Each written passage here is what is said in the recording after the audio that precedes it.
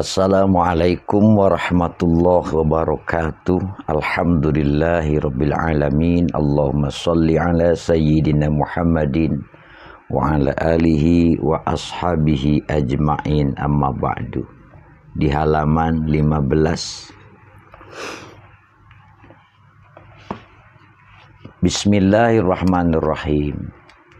Ma nafa'al qalba syai'un mislu uzlatin yadkhulu biha maidana fikratin.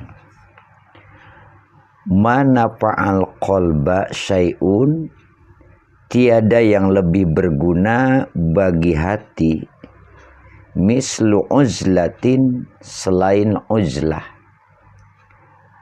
Yadkhulu biha, masuk biha dengan itu uzlah, midana fikratin, hati memasuki lapangan tafakkur. Atau yadkhulu biha midana fikratin, dengan uzlah, bisa babi uzlah, hati memasuki lapangan tafakkur. Uzlah atau menyendiri itu merupakan cara terbaik bagi seorang murid untuk membersihkan hati dari segala kelalaian dan mendekatkan diri kepada Tuhannya. Kita lihat perjalanan Rasulullah SAW pada awal-awal beliau menerima wahyu.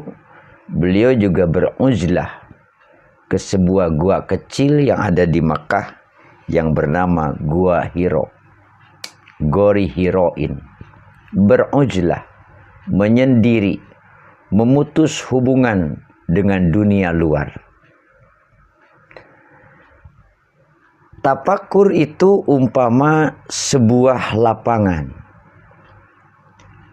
Dikatakan midana fikratin, lapangan tafakur. Tafakur itu umpama sebuah lapangan. Di sana hati berputar-putar seperti seekor kuda. Seperti seekor kuda yang berpacu di sebuah pacuan, memutar terus, berpikir terus. Jadi bila seorang murid terlalu banyak bergaul dengan manusia, pandangan dan hatinya akan tertuju pada keduniaan. Karena ada istilah bahwa orang itu bisa terpengaruh dengan siapa dia bergaul, dengan siapa dia bersahabat. Itu akan mempengaruhi kepada dirinya. Oleh karena itu, seorang murid kalau terlalu banyak bergaul dengan manusia luar, maka pandangan dan hatinya akan tertuju kepada keduniaan. Sehingga yang kemudian nampak jelas di hadapannya adalah hanya hal-hal yang bersifat materi yang fana, materi dunia. Tidak demikian jika ia beruzlah, menjauhi pergaulan dengan manusia, menyempatkan sewaktu-waktu dia untuk menyendiri bertafakur. Tidak sepanjang hidupnya terus dengan dunia luar, tapi dia memilih waktu-waktunya untuk menyendiri, maka hatinya akan disibukkan dengan hal-hal yang gaib. Dalam sebuah khabar disebutkan, bertafakur sesaat lebih baik daripada ibadah 70 tahun. Ada seseorang yang bertanya kepada istri Abu Darda, amalan apa yang paling diutamakan oleh Abu Darda? Abu Darda itu seorang yang istimewa, sehingga orang penasaran apa amalan Abu Darda itu. Amalan yang diutamakannya apa? Kemudian istri Abu Darda menjawab, at-tafakkuru adalah tafakur. Dengan bertafakur, seseorang bisa mendalami hakikat dan mengagungkan Allah Subhanahu wa Ta'ala, juga mengutamakan segala hal yang diridhoi oleh Allah Subhanahu wa Ta'ala. Dengan bertafakur ia bisa menganggap hina semua hal yang dibenci oleh Allah. sehingga terdorong untuk meninggalkannya karena dibenci Allah. Sedangkan yang ia cari adalah ridho Allah. Sedangkan yang ia cari adalah ingin dicintai Allah. Maka segala hal yang akan mengakibatkan dibenci oleh Allah, dia pun akan terdorong untuk menjauhinya, untuk meninggalkannya. Dengan bertafakur seseorang bisa mengetahui keburukan-keburukan jiwa yang terselubung. Karena kadang banyak keburukan diri ini yang tidak terlihat, yang tidak nampak. Termasuk kejahatan musuh dan tipu daya dunia. Ia juga bisa mengenali segala muslihat sehingga bisa dengan mudah menghindarinya dan ia selamat dari bahaya-bahaya yang ditimbulkannya. Itulah keistimewaan tafakur.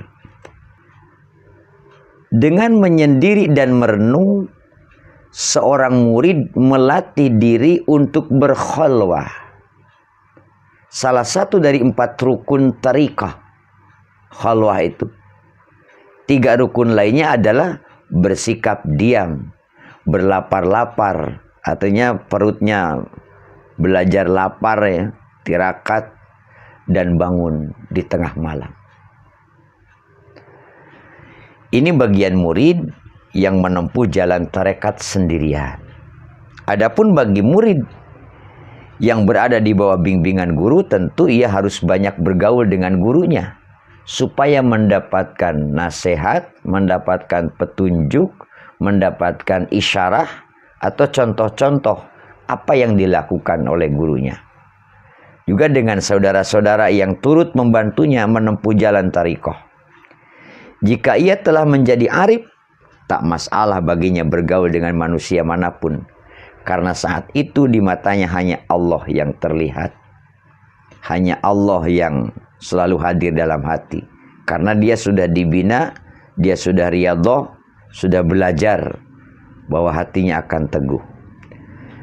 Perlu dicamkan bahwa menjadi tujuan utama adalah tafakur. Sedangkan uzlah atau menyendiri itu hanya sebagian media atau faktor pendukung. Tujuan daripada ujlah sesungguhnya adalah tafakur kepada Allah Subhanahu wa ta'ala. Itu barangkali yang disampaikan saat ini yang berkaitan dengan uzlah dan tafakur dalam kitab Hikam Ibnu Athaillah dengan syarah Imam As-Sarqawi. Wallahu a'lam bishawab. Wassalamualaikum warahmatullahi wabarakatuh.